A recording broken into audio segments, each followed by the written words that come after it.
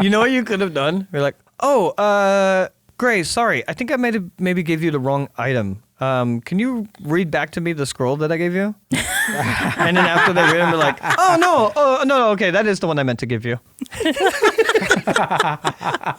My bad. That was the correct one. Now You're that good. one. You have that answer. I like that one.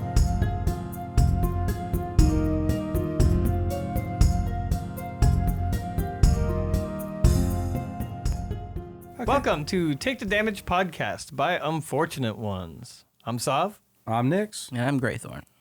And today we are speaking super slowly while I wait for a thumbs up. And today's topic is 4. 4 is DM Leniency. This is one of those ones I'm going to let Nix run out the gate because I don't remember what the topic was. I don't remember what it means. I mean, to a degree. So when we initially were starting to talk about something like this was, I think, the genesis of why DM Leniency became a topic was talking about like when to help your players, like if their players are when stuck, to be nice to your players in terms of like giving them a break. My original pitch was when to throw your players a bone. Yeah, Yes. when to throw your players a bone. Yeah. So like in that vein, it would be DM Leniency. Yeah. Is like the different opportunities in which as a DM in the situations where like, 'cause I think even part of it where you were talking about was also like how do you deal with health and maybe monsters that they're Or like attacking, padding and things like that. Yeah. Well, Do you want to start us off, Gray, or I can start going off. It's a weird one because I'm not entirely sure when to be lenient or not. Mm-hmm. Sometimes, all the information, all my players have all the information. Actually, you know what? Came across this problem on Friday when I played my Delta Green game. Okay. Me and my party went to a place. We learned some information. We went going somewhere else.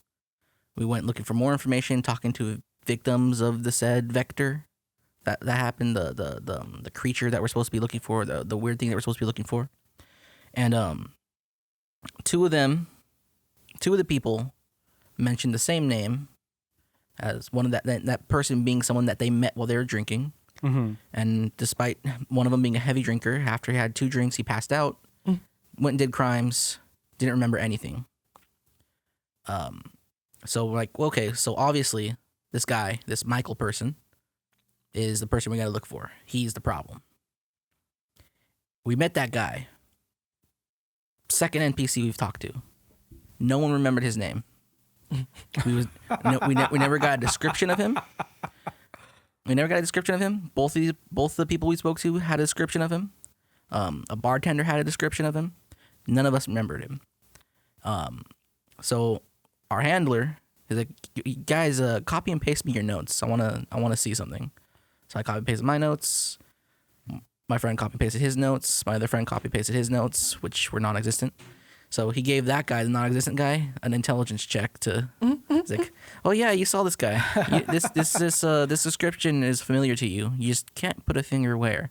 oh man. And as soon as he said it, I'm like,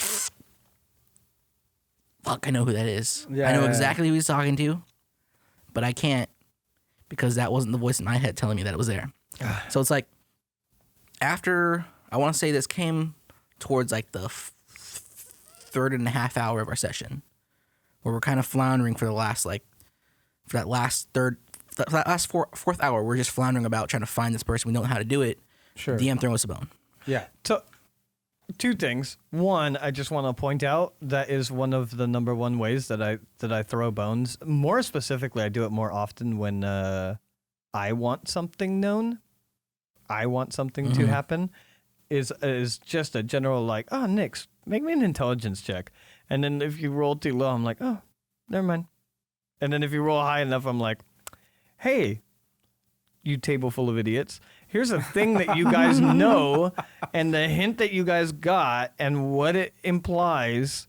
I do it nicely in that, actually. I try to make it very exciting for them. But yeah, making intelligence checks to throw bones is something I very much do. So I actually pulled up my phone because I I wanted to pay attention to what you were saying, but I wanted to keep a thought in my mind for something to talk about, and then immediately what you're talking about I feel like applies. What I wrote down on my phone was the time, like in reference to the time to throw a bone or be lenient. What I wrote down was always keep things moving. So that floundering, that being stuck or not seeing the clues or something like that, I think is the perfect time to try to catch that floundering early and to do it in a way where your players don't realize that you're handing them something, because being handed things feels bad, but also floundering feels bad. So like trying, in my mind, one of the greatest places or most important places to be lenient or to throw a bone is making sure that there's always momentum in the direction that the party is trying to go. It doesn't have to be good momentum, but there's always something to do. They're in line with what they're trying to do as well, because otherwise it feels like a side quest. There's always something to do.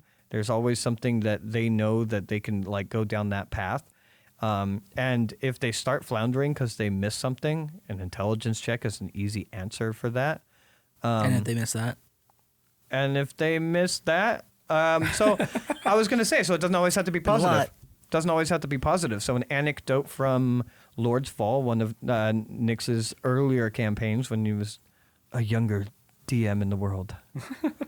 I was absent for the session, but he had a situation where there was a mystery in a town, and the players wanted to figure out the mystery, but the number one person talking to people to figure out the mystery had terrible charisma and just kept rolling low as well. Yeah. And so just was finding nothing. When I say that it doesn't always have to be a good bone to throw to your friends, it's all improv, right? So even if you didn't have this pre-written, this is more for a fantasy setting, not Delta Green, obviously, but say they're trying to find someone that's bad, right? Okay, well, the mystery is getting away from everybody. They've exhausted their leads and whatnot, and unbeknownst to them, they're going to start floundering soon. Cool. Well, since they have fucked it, throw them a bone via consequences. The guy that they're trying to find has been following them and realized that they were trying to find him, and if they can get someone alone, or even if it's the party or whatever, just start things immediately off with the bad guy getting a surprise round. So now it's consequences. And then, as you're doing it, wrap your mind around how you're going to make this shit make sense.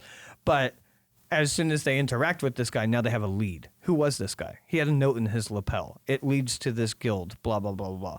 So they didn't do anything to earn that, but you're doing it in a way that's a little bit punishing, where immediately they're going to be hurt or have used spell slots or whatever. And since it's an extra thing that you're throwing in, that means they have less resources going into the actual situation, but it is also throwing them a bone because now they have something to do.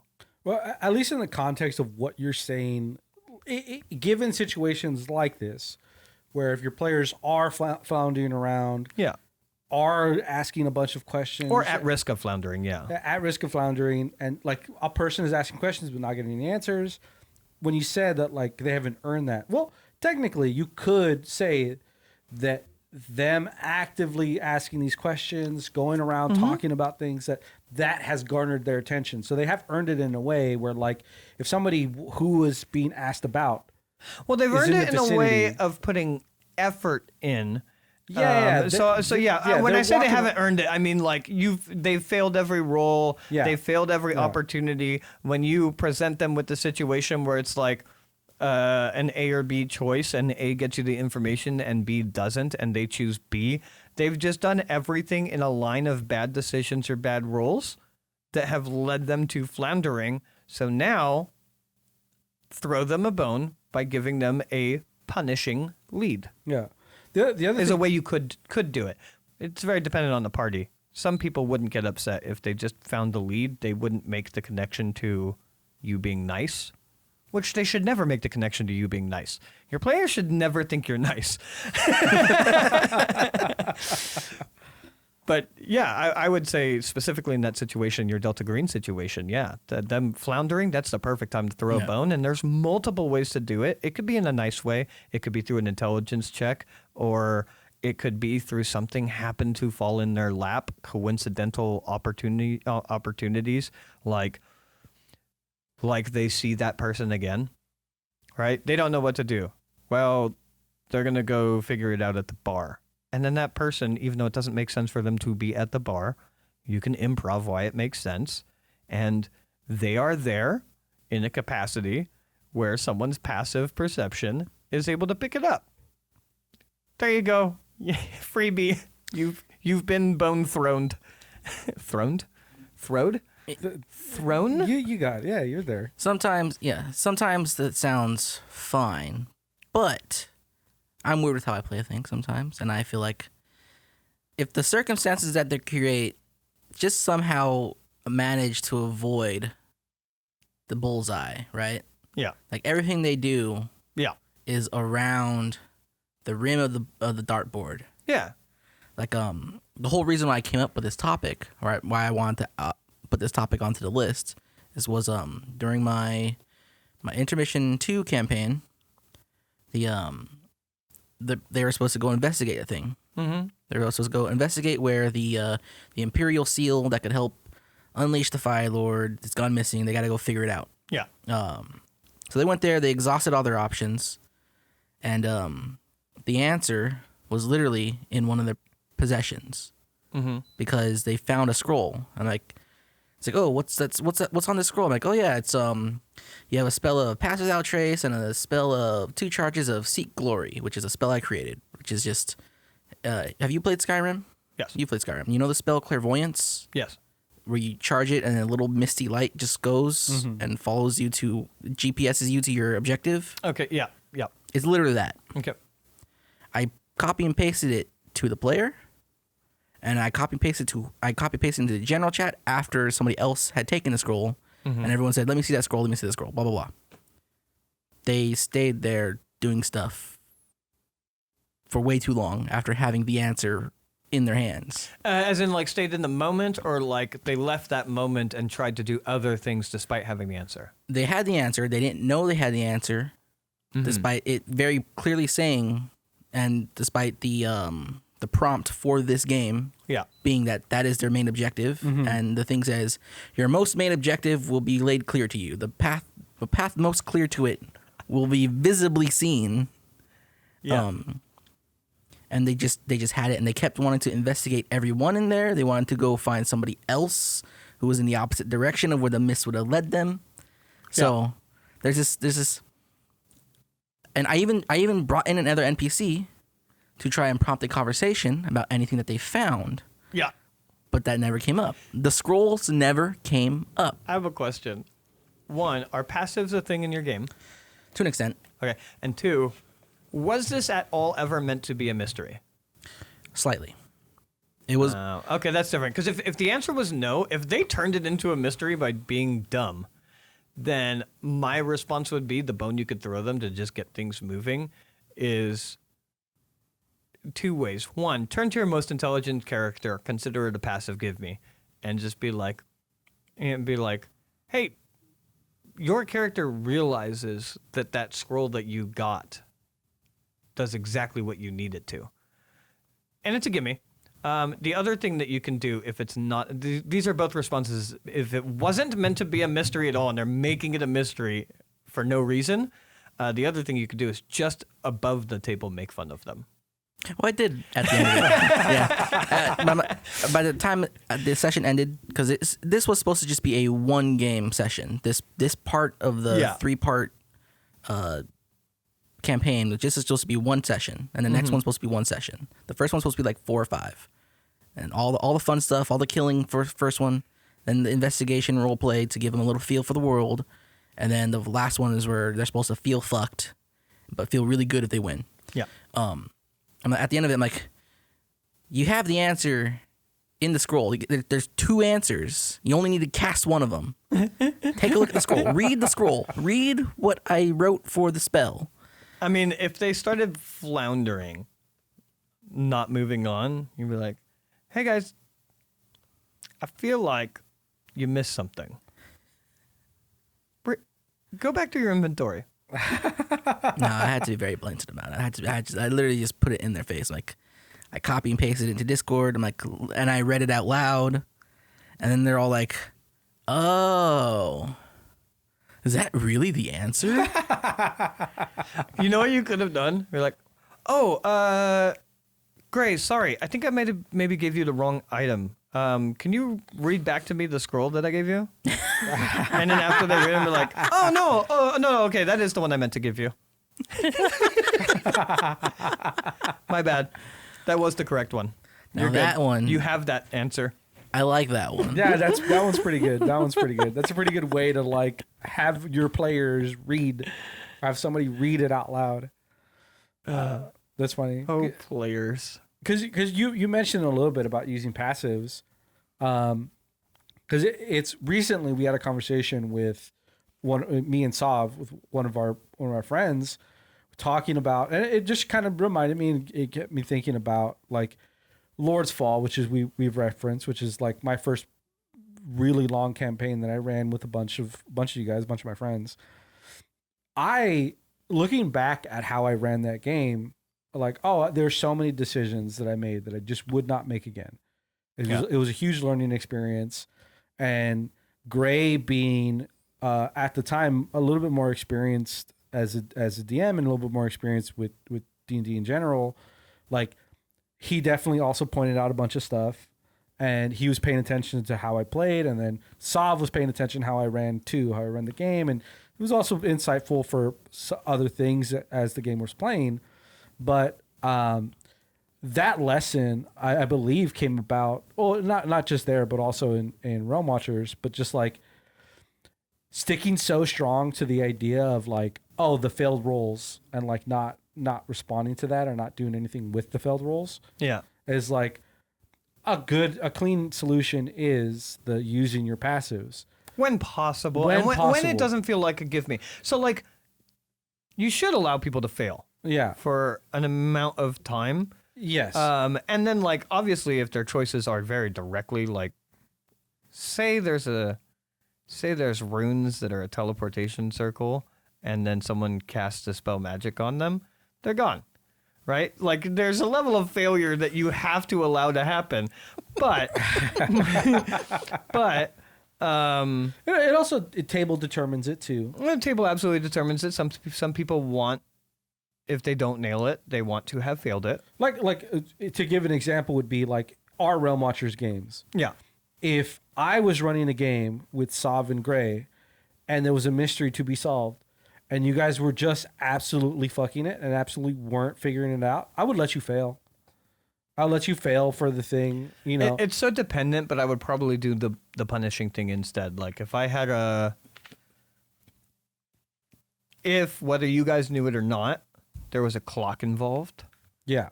then I would have you guys narratively burn time, and then, or even via like if you guys got to the point like you weren't sure what to do, I'd be like, okay, have me make an I'll have you make an intelligence check, and then if you fail it, okay, make it an advantage, and then you make it an advantage. And I'm like, okay, you guys sit around talking and thinking, and your character goes for a walk, and eventually you realize that you missed something, blah, blah, and I'll give you the gimme. Sure. But then on the other end of the gimme, I'm going to buff my monster.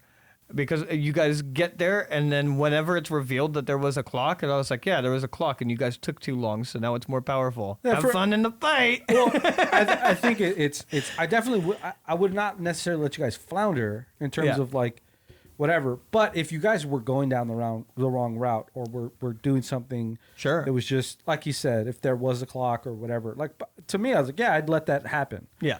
If you guys were floundering, I feel like that would be a different situation. You guys are just like everyone at the table. You both are talking in meta, like, dude, I don't know what to do. Yeah. Like I'm lost and whatever. It's a little different, yeah. Then that to me, that's different. That would be one of those things where we talk about where it would be like, yes, interjecting something that happens, or relying on that passive, or, you know, like the instance we talked about, which is like, oh, sorry, I should need to double check. Let me see that spell.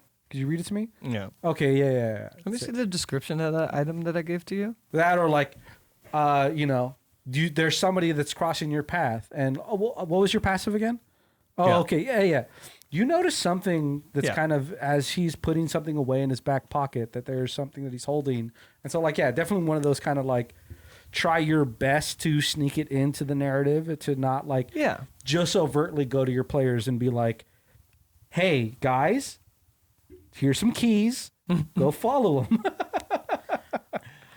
Because there's another thing. It's happened to us here. It's happened to me and my Delta Green games over on the internet. What do you do when your players go fishing for Like- too long? Oh, for too long? When they find themselves a red herring that they really got to catch. Yeah. Oh, okay. Red herring fishing. Yeah. Side questing for too long. Yeah. No, I mean, like, they found a red herring and they really want to investigate every single house on this street. We've done that.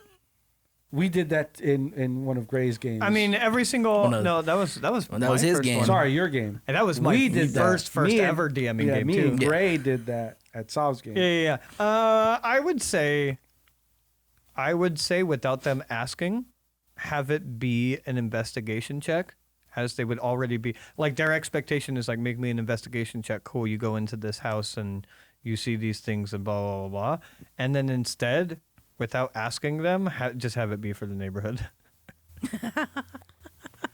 Yeah, well, or actually, what I would probably do is have them check the first house. Let them. This would be less feel bad, I think.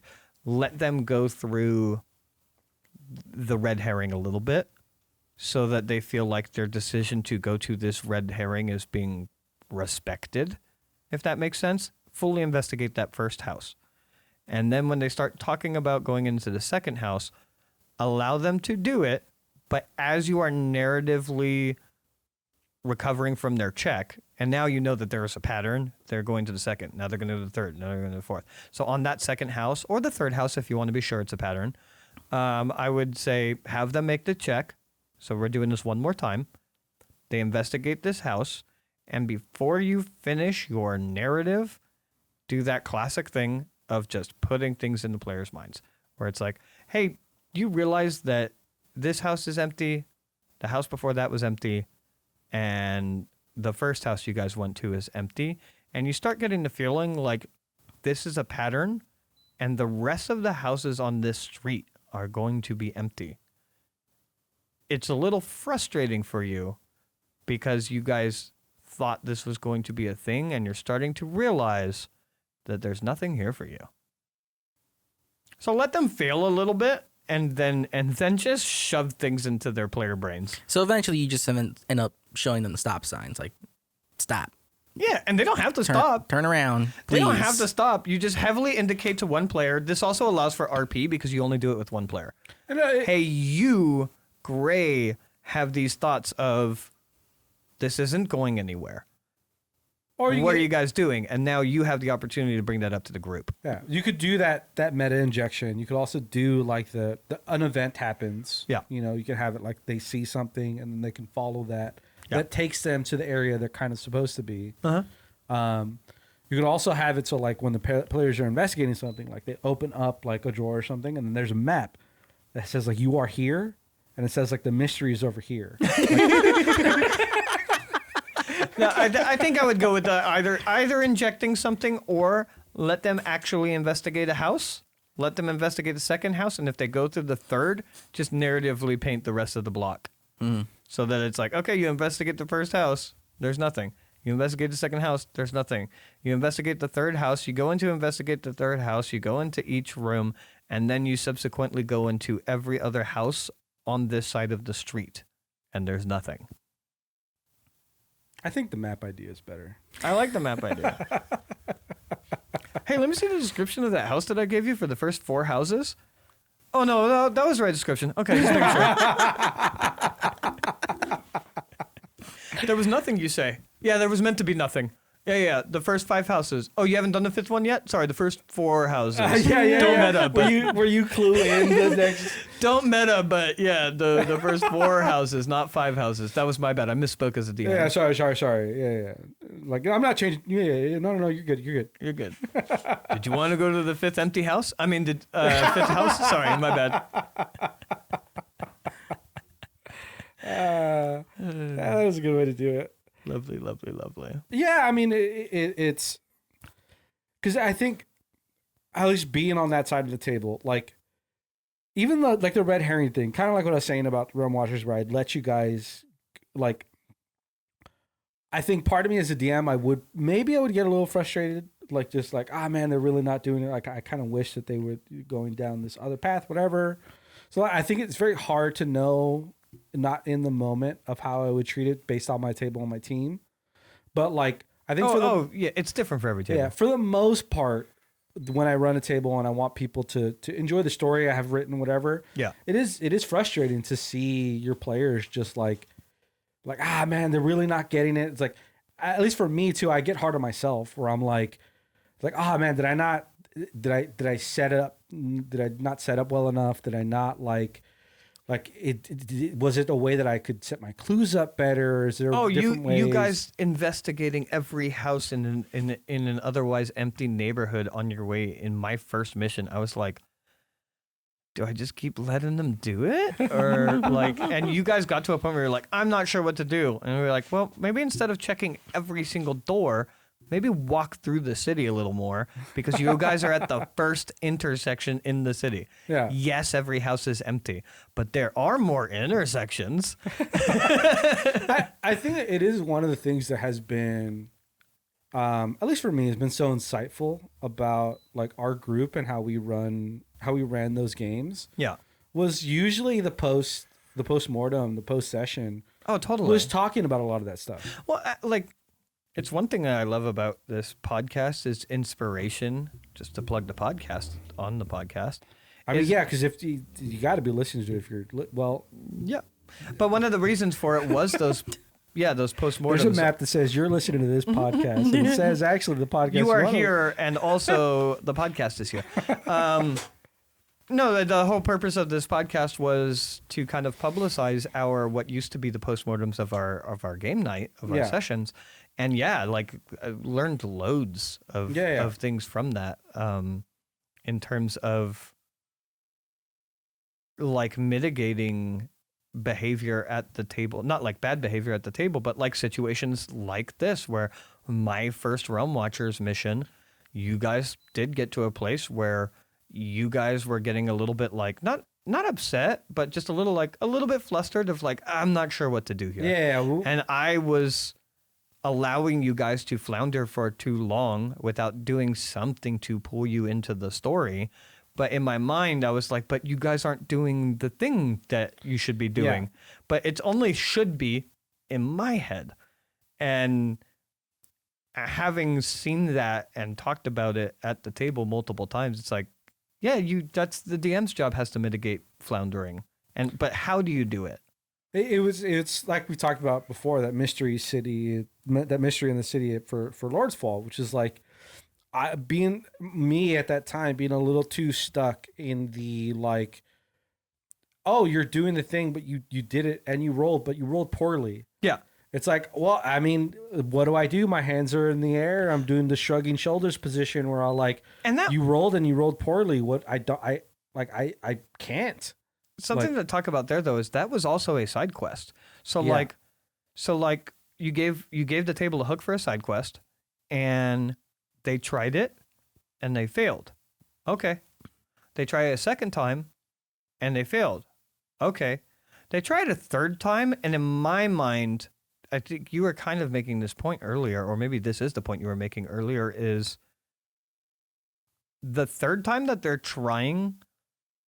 actively trying, instead of just allowing the side quest to go beyond them because they failed, that persistence should be considered a level of success, in the sense that persistence is them doing the right thing and them putting in the effort and them trying to earn this. Like, all of a sudden the air quotes DC on the overall mystery should kind of dip down a bit, because they've tried and failed so many times, but are continuing to be persistent and try, instead of just letting this storyline go to the wayside.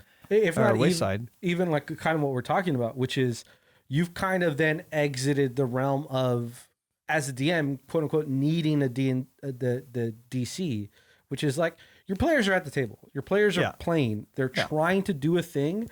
They're doing the thing, and it just so happened they bit on that red herring, or they just are failing at role playing, at engaging in the thing that you've laid out. Yeah. Once you're like, let your players be in that space for a little bit. At least this is my opinion. It's like, let your players be in that space for a little bit. But that effort in and of itself is something that, like, it should be considered. Trigger the event, trigger the thought, you put the thought in a player's head. And, you know, put something in the game to help push your characters, your players into a direction that to you know, further engage the story you set up. And if your table is more of a casual table, then you can like serious RP but casual table, then you can go with like the options of relying on passives or intelligence checks, or putting that little bit of meta into one of the characters' heads, or whatever, something along those lines. The more gimme version of it. If you're in a goofy campaign, you can do the making fun of them above the table, like, oh, I'm just going to check every house. Or you're comfortable with the players. Yeah. Hey, how long do you guys want to check every single house on this block before maybe you move on to another block? You know, you make fun of people a little bit. If it's a goofier table or whatever, a more fun table. And then if it's people that want the consequences of their actions to matter more, and they want the campaign or the game or whatever to be harsh, and their mistakes to be allowed to happen, as in like, oh, we fucked it, so we don't get the win, then you could do the things that we talked about, where either their situation, you still give them one of the versions of the gimme, but as a result, the situation becomes more dangerous for them. Or you could do the version I talked about where it's like a punishing throwing of a bone, where it's like, oh yeah, now you're being attacked. Here, you need a fucking lead. Here's your lead. There's ways to mitigate it in any type of table. Yeah. But yeah, it does depend on the type of table that you have. Yeah. That's a huge factor for it.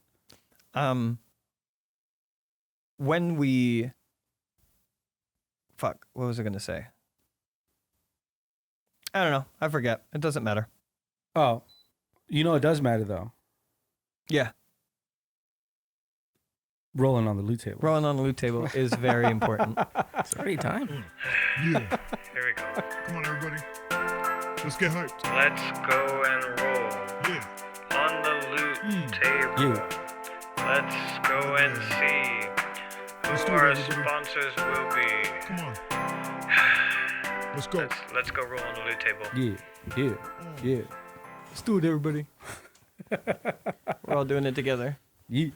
All right. Today's sponsor is...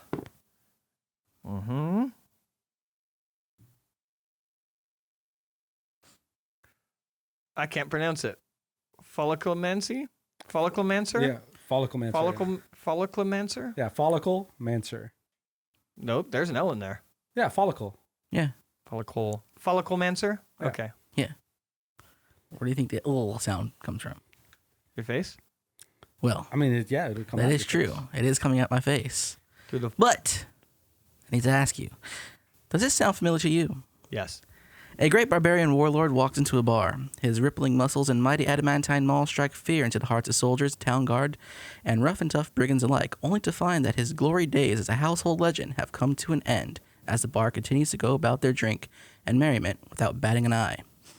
Why, you ask? Because he has been stricken by the curse. No, this is no curse that a cleric can wave away with a hand of diamond dust. It is a curse much too powerful for a druid to lift with the aid of his forest friends. Not even the ancient tribal shamans of orcish lore could ward you from this vile specter. No, this is the curse of male pattern balding. That's where Follicle-mancer comes in. Follicle-mancer was founded by the best and brightest alchemists from across the world who have joined forces to tackle the dreaded curse that befalls all man, and to keep their heads lush with long flowing locks of luscious hair, fit for a true warrior of legend. Afraid of looking like a retired town guard instead of a dashing rogue, a bumbling blacksmith rather than a forger of fierce armaments, Don't let the curse strike you. Instead, strike back with Follicle-mancer. Because you should look like the wild warrior who raised the wizard's tower, and not the aged mage who stands atop it. So here's what everybody can't see because of our characters, but if you didn't realize this, looking at our splash screen, you wouldn't realize that we in real life do not look like our characters. Well, Gray does, but Yeah. but Nyx is not Hair and all. a snow monkey, and I am not Galaxy Man. He is. Yeah, you are Yeah. not made out of galaxy. Yeah. yeah. And if you were to know us in person, up until about 6 months ago, we all had the classic Friar Tuck bald spot on the top, Yeah, short very true. but long enough to be their hair on the sides and back, and that is how we as a trio lived our lives Yeah. until about 6 months ago when we started getting into a Follicle-mancer. And now, luscious heads of hair all around. And for me more so because I went on their premium package because like you said, we don't look like our characters, but I'm trying to be an honest podcaster. I want to make sure that when people see me when we finally do become public facing, if that ever happens, I want to make sure that people when they see Nyx, the artwork, that real life Nyx, he looks like that. Yeah. He looks fully furred and kind of simian. So like, yeah, I went, I talked to them. I sent Follicle-mancer an email, the great customer support. I said, look, it's not just the top of the head. Mm-hmm.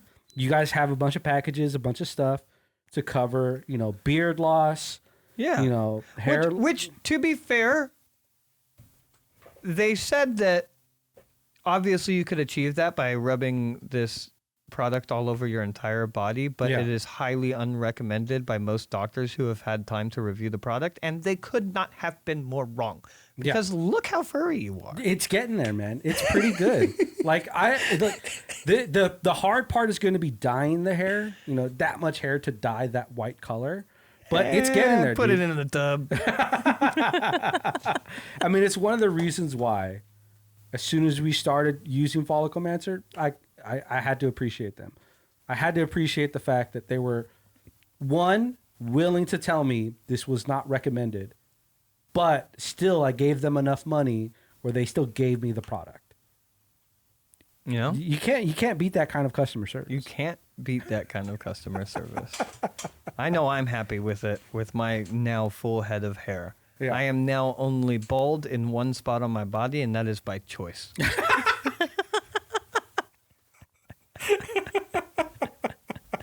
And Follicle-mancer also sells those products. We Way to have be to bald. we have to add to the list for the ad things. What's the hair removal? Nair. We In need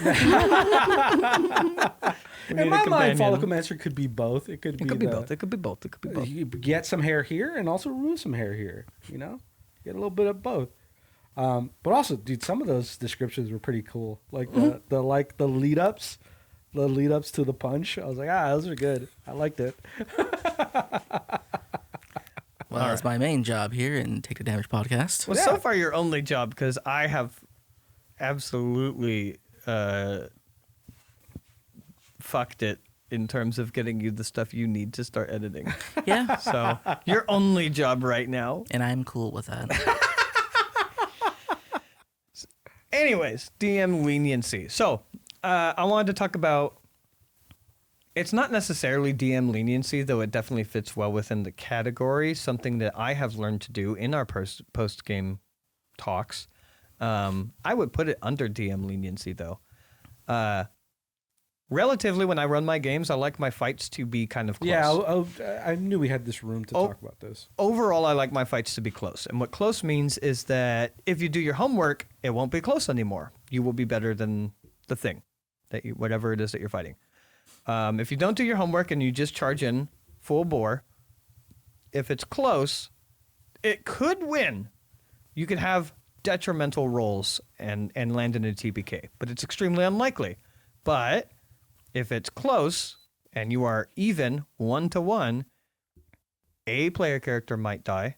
You know what I mean? Mm-hmm. And at the very least, it will be a hard fight that everybody will feel satisfied with succeeding at the end of that. Now, that's how I normally like to roll things. I also like to put creatures and characters into my world that are OP. And that if my players are going to go into this situation, they're going to be absolutely fucked. Either the situation or those characters or those creatures. And for all three of those, so including situations that would be bad situations, I have come to the conclusion that I don't want my players to ever think that they can't do something unless I kind of hint at them that they can't do something. Mm-hmm. So, like, if there's a creature and it's... I was describing this to someone recently. There's a creature, it's in the cave, it's been killing people. Your players, for whatever reason, latch on to that and they want to start doing it. So what you do is, through investigation, that you have people say things along the lines of like, oh yeah, outside of the cave, it is known that it is strewed with the bodies of other adventurers, some of which are as skilled or experienced as you, which just immediately indicates that there's a bunch of level 6 adventurers dead outside of this cave. Maybe you don't go there, you know?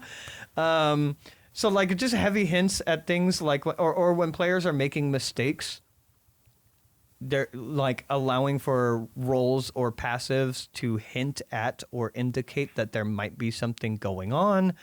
So that it never feels like, this is why primarily that I do it, it never feels like the player being like, well, how was I supposed to know? Just, I like to build myself a breadcrumb trail of all of the hints and clues that I gave you to not do this thing. And if you decided to do it anyways, that's on you. And if your character died in it, that's on you. A lot of DMs feel that way about things, just that's on you. Like, hey, you didn't see how powerful this wizard was and you just decided to go and fight him. That's on you. And I get it. But I think we talked about it during the managing salt. It creates salt at the table a little bit. Yeah. When players don't realize they're doing something stupid, and players do, including when I'm a player, players do something stupid all the time, because what's happening in your head and what's happening in your DM's head are different. So having hints and clues that actions are dumb, having hints and clues that a creature, a character, or a situation is dangerous or deadly or impossible, create that breadcrumb trail, one, so that possibly they latch onto it and actually get deterred from just killing their character off for no reason. And two, so that you have something to point back to when they're upset and be like, yeah, I understand that you're upset, but you know, player decision, consequence for players' decisions. Here's all of the opportunities that could have happened, blah, blah, blah, blah, blah. Yeah. But overall, I think it lines up very well with like DM leniency, because I think if you make those breadcrumbs, depending on how heavy-handed you are with it, or those hints, that's a pretty nice thing to do as a DM. Like, you could just put a creature in the world, and if the characters decide to pursue that creature knowing nothing about it, it is their fault. It's a pretty kind thing to do, to go to your players, a pretty lenient thing to do, to go to your players and be like, oh yeah, that thing kills level 20 wizards all the time. You're level 3. You know, it's a pretty generous offer. Yeah, I mean, it's. I think part of that is like your setup as a DM. I wonder if maybe this is the mentality that people would go into a game like a D&D game and think of it like almost like a linear or like some open world games where like you start off in an area of the map, and if there's a monster nearby, it should be kind of, you know, the mentality, it's probably creature up our scale level. with the character level. Yeah, so like, oh cool, like I should be able to take it on. Yeah. But I mean, I said open world, but only some open world games are kind of like that, where like the beginning area that you're in kind of has like your rough level. Borderlands is like that. Yeah. Cyberpunk's like that. There's a lot of games that are like that scale with the player. Elden Ring isn't like that, where like No, Elden Ring specifically. You like Not the like that. first thing that you see if you would come onto the area of the map is like, oh, this thing will kill you, and you're supposed to avoid it. Yeah. So like, I think that intentionally it's the first thing Yeah. in front of you so that you learn that Yes. you're supposed to avoid things. yes, Breath of the Wild, you're nowhere near it, but you could just could. beeline for the boss fight and beat the game. But like, you'd have to be very good at the game in order to do that because it is like crazy hard. But then you have like Borderlands where the way it does it is when you go into a new area, a new region of the map, that region is to your current player level and it will always be that player level. So if you pass through a region of the map and then go into a different area and then level up like crazy and then go back to it, you're better than that region now because it's only the first time you go through a region that it matches your level. But that means that it will never be above your level at any point throughout the game. But in my worlds, like, yeah, there are commoners and there are deities. Yeah. So like, it should be understood that there are some things in the world that just they're not for you, you know? Yeah. I mean, again, it's which mindset, which way do you set up your world as DM? And yeah, if you set up your world where like there are things that your players just will not be able to interact with. Yeah. They just won't be able to necessarily fight. So yeah, put in some of those hints, put in some of those things where you're like, especially if your players seem to be overtly interested into this thing, and it's like, hey guys, there's these things everyone's telling you. You know, this creepy old man in a hoodie came up to you with, no, son, don't go fight this Don't thing. go fight it. I've I've better lost- fighters than you fall to its ways. I've lost my sons and their sons to this monster. You know, like, yeah, you can always do something, you know, to mitigate that. Yeah. It's funny because your Borderlands thing, this probably is. Well, it's not my Borderlands thing. I Sorry, wish it was. I'd have so much money. The point you made about Borderlands, it's Lord's Fall, that campaign. I think I ran it much closer to that style, which is it's in terms of You pretty immediately had characters that were far beyond the adventure guild leader. sort of, but they were never intended for like you to combat at that point. So like I did have characters that were like really strong and really high level, but they were usually the ones that guided you. Yeah. They were usually the ones that pointed you in a direction. They were never made for us to be jackasses. Yeah. That's where things got changed. But they're meant to be. That was your first mistake. They're mostly meant to be like signposts for like this is potentially in the future, and also to like, hey, go this way, Yeah. or this is the direction. I don't know what that was. You said, "Hey, go." Oh, but like the world itself and like what you interacted with and what you fought and like let's say you guys found something and you were like the earring thing or I think it was an earring thing, or like you guys had to recover an item. Yeah. Like you had to go hunt monsters essentially to get a part of them to use to create this item. That whole dungeon or that whole like little thing that you guys had to go through, that was created for your levels as much as I could in terms of making it so that it was hard fought, but it would still be a difficult thing. The particular like criminal gangs that you interacted with that you would fight, for the most part, were made at the level that would be challenging, but wouldn't be too completely overwhelming. So like that would be something like, yeah, you guys opened up a thing, you guys entered a region, quote unquote, and then everything would kind of be set to your guys' level. So like in my mind, I could also see that playing into the DM leniency, which is the world gets kind of based around your players. Whatever your players are doing, you kind of cultivate I do the both. enemies. Yeah, of course. So Yeah. kind of like you do, except there are threats big in the bads, world yeah. that not big bads, but there are threats in the world that like might be more powerful. But like also there are good guys that are more powerful. There's neutral. There's always nuance, right? Yeah. But yeah, like for the most part, if you're fighting a combatant, like I said, I want things to be close no matter what, right? So like I guess kind of more in line with like Borderlands, but yeah, like if you guys are level 4 and then I put a group of bandits, I usually put way more flavor. I don't just do bandits. I create like bandit gangs that are named, and each person has a name, and they look unique, and they have powers or whatever. So like it doesn't feel stupid that bandits are powerful. And if you guys are level 4, then it'll be an even fight for level 4s, or a close fight for level 4 characters. And if you met them later in the campaign, it'll be a close fight for level 6 characters. So I do that for like the things you're supposed to be interacting with. But the things that are like, hey, you see that warlock over there sitting in the corner of the bar? That's a no-no. You don't talk to him. That'd be a big mistake if you go and talk to him. And also what you could do is you could, set up where like, pretty early on, your characters at one point had to deal with like low-level bandits, and they did, and became a thing.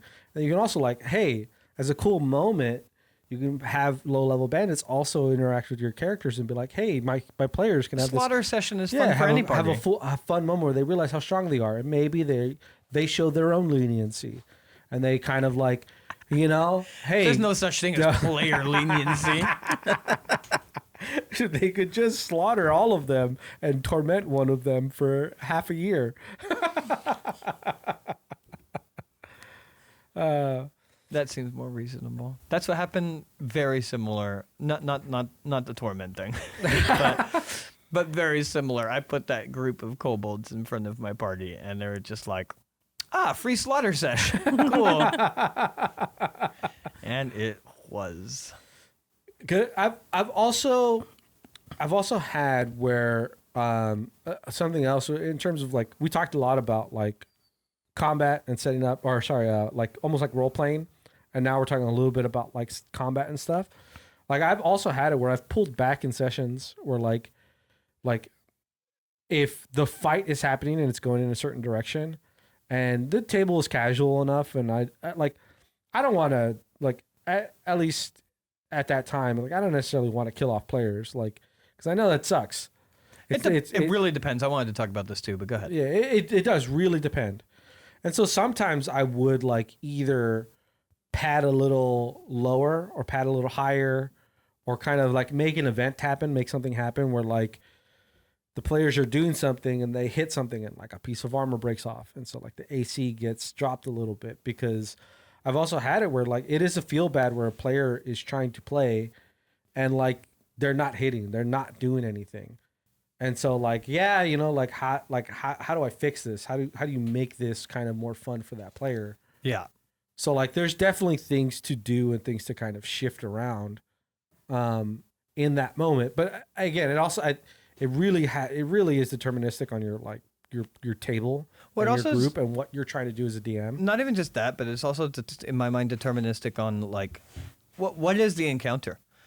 If for whatever reason, if they're going up against the big bad, yeah, and they're getting in there like the big bad of a campaign as well, not just a powerful entity, but the big bad, and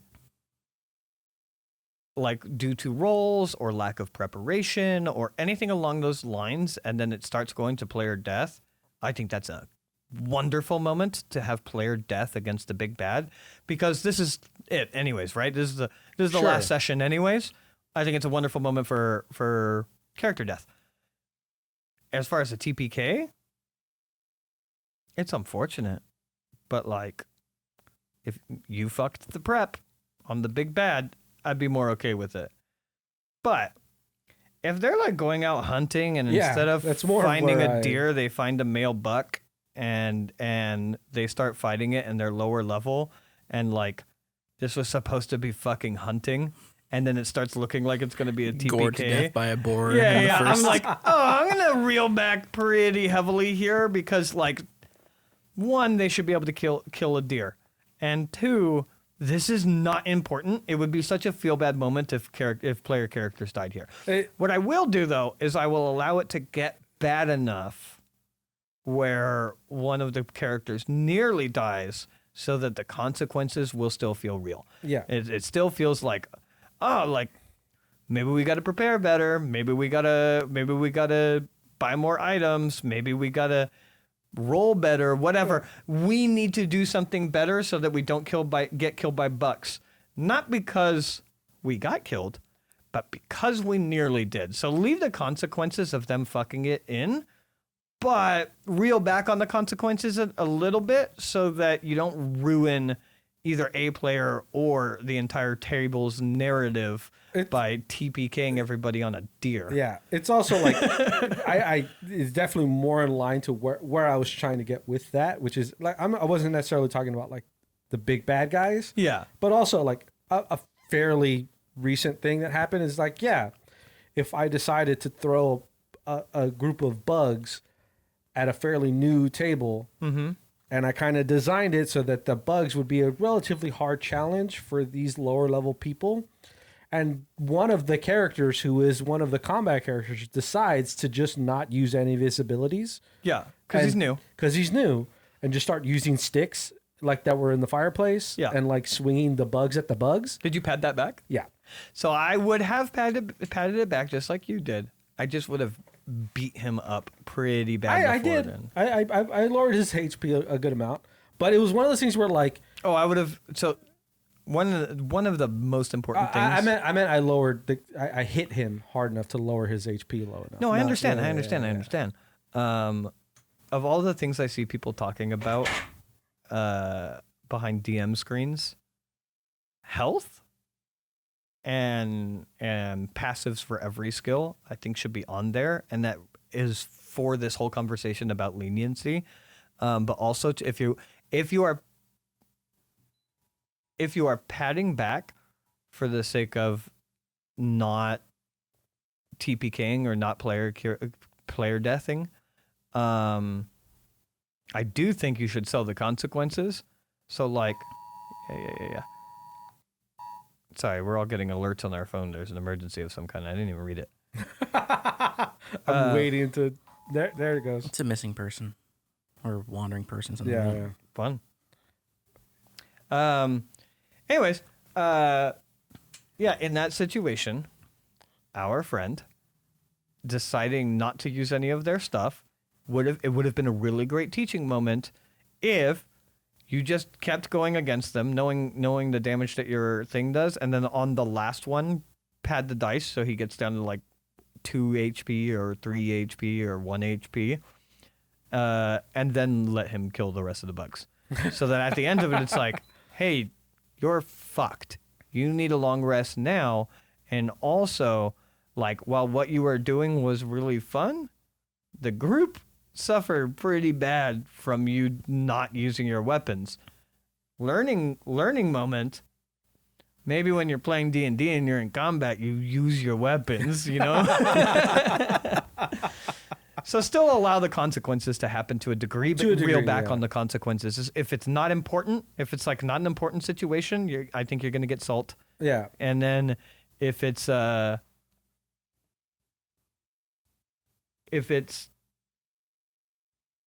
like the big bad, I think TPKs as well. For me, it was like, again, it's all circumstances. For me, it was, this is, I believe, the first ever form of combat that this player had ever done. Ever, yes. In D&D. And he was just kind of asking the questions, well, can I do this? It's like, yeah, it's D&D. You could do whatever you want. Yeah. I don't want to, like, he maybe not even thinking about his weapon. It's like, oh, can I grab a stick from the fireplace? Yeah. And hit the bug with it? It's like, yeah, you do. Boom. And then everything rolls from there. Could have played into that. You'd be like, are you trying to like Aragorn from Lord of the Rings wave around the fire in hopes to scare the bugs off? And then if he says like, oh yeah, that's cool, then you're like, oh, make an intimidation check. Yeah. And, definitely. And in fact, since you're doing something very interesting, I'm going to let you roll at advantage. Yeah, for sure. Sorry, that has nothing to do with the conversation. It's just where my DM brain went. No. I mean, it's a good way to deal with a situation like that. Yeah, and then when they don't use their weapons, nearly kill them. Because I remember I sprayed them a bunch of times because these things were like poison spraying. Yeah. But it was definitely, I remember looking at the sheet and like one of the characters had done damage and they got it to like 12 or something. I looked at my sheet and I saw we were a couple of like 1 or 2 rounds into this combat and there were still more bugs left. and this is the first bug to get to like 12. And I was Man. like, the sheet had 18, and I was like, well, that's enough. Hey, yeah, you got it. You killed that one. No, that one's dead. All right, there's 4 more. You gotta be careful though. You gotta be careful though. At least when you're playing with large amounts of people, as in like a lot of various players across various tables, you never know who's in the background counting. So if you have 2 bugs that are identical and you let them kill one of them at 12, the next one has to die at 12. Otherwise, they're gonna know that you're padding the situation.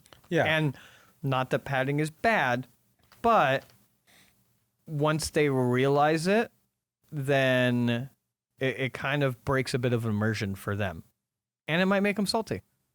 Yeah, Reasonably so as well. Like I made the decision at the first instance of the highest what I assumed was a really high level of HP. So even if somebody was tracking it, yeah, everything else from that point yeah, would be lower. And the thing is, if this was a more experienced table, nobody at the table asked like the damage it had on it, like, oh, what does it look like? Because I could see that thing where if I'm almost cutting its life total in half in order to make sure that it dies, if the previous round it had 8 points of damage on it, and there's somebody asks, well, what does it look like? It's like, oh, it's kind of it's fine. It's still kind of whimpering along, and then somebody does 4 more damage. It's like, oh, it's dead. And it's like, wait, what? Like, what happened? Like what happened to that description? It's like, oh yeah, it's it looked fine. It happens. Yeah, but it was still, it was actually a lot of internal bleeding. Yeah, I do have that problem sometimes where I feel like I gave a certain kind of creature too much HP. Mm-hmm. Oh, all the time. And I feel like, oh, this person should probably die in like 2 stabs of a spear. Mm-hmm. And then 2 stabs of a spear come, and it's like, they got like 5 more stabs left. This guy's dead. Yeah. That's probably my most common form of leniency. Yeah. Oh, absolutely. Well, especially from our stance of like homebrewing a lot of things. Like I almost, to a degree, do that intentionally where like I just put a threshold on creatures. Like their abilities, their features, how they operate, and that threshold are pre-written. Like if I say this thing has like on my character sheet or whatever, my monster sheet, if I say it has 150 health, you're not killing it at 50 health. But like if you get to like $120 and it's about to, it looks like a TPK. Yeah, all right, 120 is good. But also on the other end, homebrew creature, let's say your players are doing too well, like way too well, and you're essentially not hurting them at all, and so they're doing fine. There's no risk of player death, no risk of TPK, and you hit that 150. It's like, oh, well, to make this feel more satisfying for them, I'm just gonna let them keep hitting it. Yeah. Because then they'll get a little more hurt on their end. It'll feel like a more honest fight where they earned it, blah, blah, blah. So, like, I'll pattern the other way as well of, like, buffing my characters, but I would never buff a character to win. I would, or a creature. I would never buff a combat to do a player kill or I would do it TPK. to sustain a fight that is interesting. Yeah. And that, like, interesting that my players are having fun, and to, like, if it ends now, it's kind of like lackluster. There's lackluster, yeah. like especially in a narratively driven campaign. It was like this was supposed to be like important. Yeah. Then like it's one of the things that in one of Gray's games, or like his general philosophy and kind of how he does things. Where if I ran into a situation like that, where like I had 150 on my sheet and they hit it relatively quick, and I kind of hurt a couple of players, but there still was a lot of room on that player team to take some more damage, I might just like, oh, that 150 cap, that might get switched over to now we're hitting stage 2 of this creature, or now they have resistance, or they all of a sudden like, oh, he kind of the creature balks back and like his whatever, something changes. Now their action got a little beefier. Yeah. He kind of his shoulders get a little wider and fucking something happens and like he goes Super Saiyan 3. He goes Super Saiyan 3. Yeah. His life force is now shortened, but he's stronger. But yeah, it's definitely one of those things. Like I've done it in our games where like I've padded up, but I've also made the decision. Again, having those rules of like it needs to be interesting. Yeah. I made a decision where like I had a afflection point where I could have been like, oh, I can increase the HP of this creature and it can make this fight last longer. Yeah.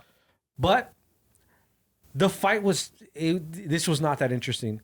Well, if it's not interesting, there's almost no point in doing It's like, it. If no, it's like, already you not guys, fun, you guys just deal with it. yeah, yeah, absolutely. We had loads of those in Realm Watchers where, because we were doing all of this in Realm Watchers, but we also had loads of them in Realm Watchers where it's like, due to circumstance, through your maybe not even through your prep, but just who your character is, it happens to be the perfect thing to fight this creature, and like, yeah, you guys just murked it. Yeah. Is it lackluster? Yes, but congratulations, you're a powerful hero. Yeah. That's sometimes some things will be easy. Congratulations. It also, like, again, like you were saying, dependent on the table, dependent on the game. Because, like, I really did not do a lot of that for G&G. I mean, you guys knew the consequences in G&G. And, like, while I could see buffing up to make something more interesting for you, I can't think of ever having done that. But I don't think I really ever buffed down. I think, like, everybody you killed in G&G, you killed as they were written or rolled. And, like, yeah, G&G is just so brutal that, like, you guys had the expectation that it's like, oh, yeah, we could go at any time. Yeah, but that was part, again, it's why, caveating with depends on the table, depends on the game, depends on everything. Just because it's G&G was so set up and was so explained, and the consequences were shown so quickly. Oh, the consequences were shown, like, in the first session. Yeah. And then in a later thing when Ace wanted to do some hero shit. Yeah, it was just, this is a game that, like, the DM isn't going to hold your hand in a fight. Yeah. There isn't a lot of leniency in that direction of, like, guys get in a gunfight. It's like Delta Green. It's meant to be more brutal. Yeah, you guys are going to suffer the consequences of getting in a gunfight. Yep. Because that is just how this setup is going to be.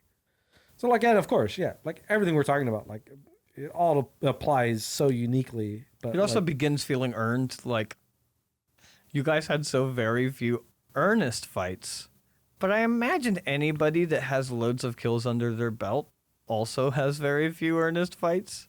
You know what I mean? Like, when you talk, like, you hear about, like, snipers, like American Hero or whatever that shit, American Sniper. Yeah. Where you're like, oh, I killed, like, however many tens of people or whatever. And it's like, yeah, but also he had, like, a sniper rifle and was, like, relatively in a tower, fish in a barrel. Don't get me wrong. I'm not saying it wasn't, like, horribly risky or scary or anything. Sure. But I imagine, just like in our game, like, you guys all have loads of kills under your belt. None of them are from duels, though. Mm-hmm. Like, like, if you guys started doing earnest duels, you would only get so many kills before you would die. I mean, yeah, like most of the deaths and most of the fights that we got into in G&G were all stuff where, like, we had planned heavily about, like, where our positions were going to be, where we're going to be set up, how many of our guys versus their guys, and like all of these things about leniency is just so dependent on the table, on the game, on the players. Yeah. Both as a group and individually. Because, yeah, like, G&G, I didn't do any of that shit. I have games where I am very lenient. I have games where I'm somewhat lenient. And then I had games like G&G where, at least in terms of combat, I wasn't lenient at all. Yeah. It's just super dependent. Yeah. We've gone through my talking points. Anything else you guys wanted to talk about as far as, like, DM leniency? I imagine, honestly, this is going to be a part 1, part 2 type topic. Yeah, there's a version of there's a topic that I think this kind of kissed on that I would love to get into, but it's its own topic, I think. Was that the player stuck? No, that was because actually I think that needs to come off our list now. I think we talked pretty thoroughly about players being stuck and floundering. the as a DM, how much do you do a war game session versus like trying to tell a narrative. Oh yeah, it's different. Yeah. Okay. Anything else you We guys want touched to? on a lot of it though, so we might have to. I think I could go way further into that. Gray? Anything else you want to talk about being lenient? Any other versions of leniency that you guys can think of in the moment? If not, we could just do a part 2. No. All right. Well, thank you everybody for listening to Take the Damage podcast, talking about DM leniency. And just realize that your DM is going to be lenient in one way or another. Thank them and give them money, or kisses, or birthday wishes, or something. Be nice to your DMs. That's what I'm saying. And then for all you DM listeners, Kill 'em. stop players. stop being nice to your players. Do it. No, just playing. But thank you for listening. Make sure you like, subscribe, hit bells, subscribe so we can get better links. Also, if you want to go to our website or Patreon, you can get our bonus content, being our pre and post show, where we talk a little more free form and lazy and casual without a topic. And you can find that kind of content on our website or Patreon by becoming a member. So do that. Thank you very much. I'm Nix. My links will also be in the description.